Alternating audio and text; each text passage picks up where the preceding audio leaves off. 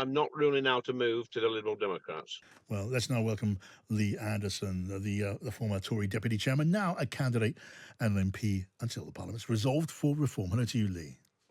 Hello, mate. Hi. So, look, you'll know very well your old mates in the Tory party. They are pretty relieved that Nigel Farage isn't running as a parliamentary candidate. I know he's helping out where he can, but they are relieved by that. And so, I guess in the same way, you must be rather disappointed. Well, they're not that relieved, John. If I could show you the WhatsApp message that's come through on my phone over the past, 24 hours, they are not that relieved at all because I've got loads and loads of Tory MPs asking me if we're standing in their seats. So they're still panicking a little bit. It's going to be sad because some of my colleagues are going to lose their seats in the election in July. So, yeah, they might have breathed a slight sigh of relief with the news about Nigel, but, they're not happy that Reform are standing in, I think it's 630 seats up and down the country. Yeah, I mean, I don't doubt there are worries in the Conservative camp about what Reform can do by way of taking away potential Conservative votes. But you've seen the polling. I know you'll have read the polling, which says that if Nigel Farage was front and centre, which he now isn't going to be in that sort of way, it would have been worth 6 points to Reform. 6 points is a lot. Well, I've mixed feelings on it a little bit disappointed that Nigel's not standing because I think he'd make a great MP. But if he doesn't want to be an MP, that's entirely up to him. It's not for everybody. But listen, I'm a selfish MP. I'm going to be a selfish campaigner. If I can get Nigel Farage up in Ashfield on a regular basis from now up until the general election, that will do me nicely because he'll help me retain my seat. What do you think about Nigel Farage saying he's going to be busy campaigning for Donald Trump? You must feel, Lee, that Britain and the British election is more important for the future of our country. Well, it is. I mean, the British election for me personally is important. But, let's not forget that Nigel's been in politics a lot longer than me. He's been at it for 30 odd years. He's dedicated, the latter part of his life, or the last 30 years of his life to politics. He's been the most influential politician for donkey's years, really. So people can't have a pop at him for not wanting to be a member of Parliament or to lead a political party. If he wants to work in America or help us campaign, that's entirely up to Nigel. I'd sooner be him be in Parliament. To be honest, I think he'd make a great MP. But like I said, pal, being an MP is not for everybody. He's got his own decisions to make. It's a personal decision, and I guess at the end of the day, we all have to do what's best for ourselves. Look, I mean, there has been lots of speculation about whether at some point in the future, maybe not so distant future, Nigel Farage may end up getting back together with the Tory party, depending on what happens to the Tory party. If it drifts in the reform sort of more right wing direction, who knows? What do you want to achieve, from this election, apart from getting elected in your constituency? What do you want to achieve? Well, that's it. I mean, it's big for me, my friend, because I left I didn't leave the Conservative Party. I was booted out. But I've got a big point to prove. I've got not an axe to grind as such, but I want to be proven right. I made comments about Khan. I've made comments about legal migration, illegal migration. People say over the past four and a half years that I've been controversial in my views. I don't think I've been controversial. I think I'm saying what a lot of people are thinking, but daren't say. So, it's key for me to win my seat. I want to be proved right on what I've said and what I've done. And if I do that, I will rest easy.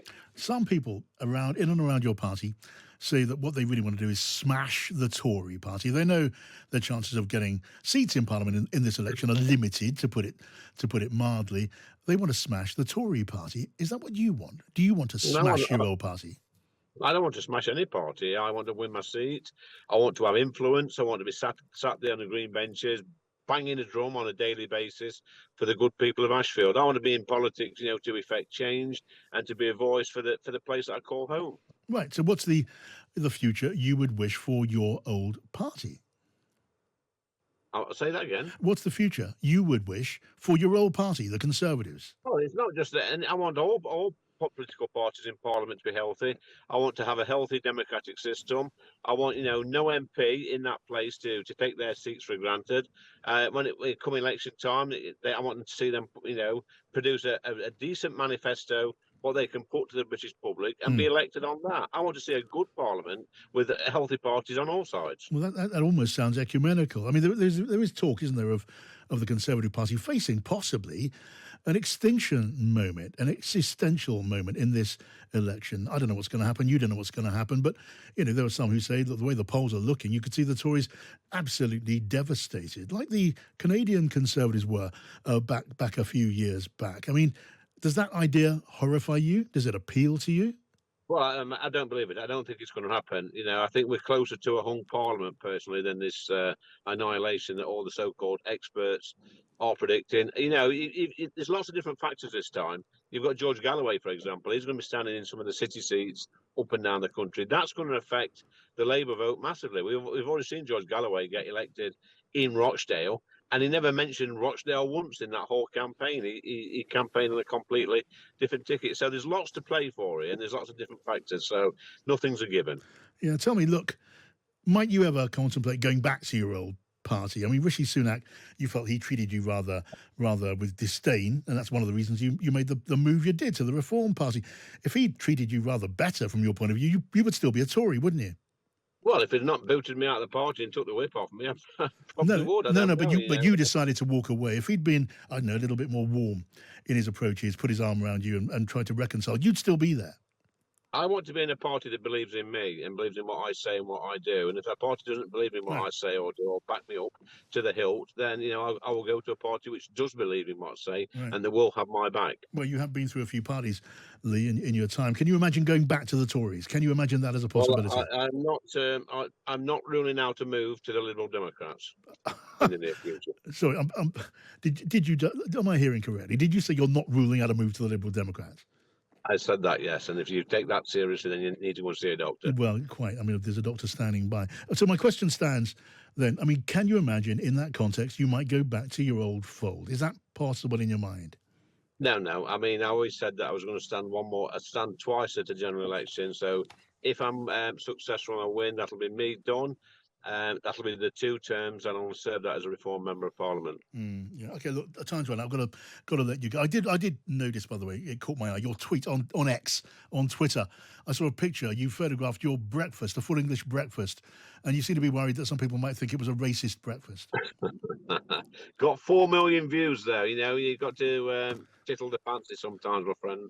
If you put something a little bit edgy on there, you'll get like millions and millions of views.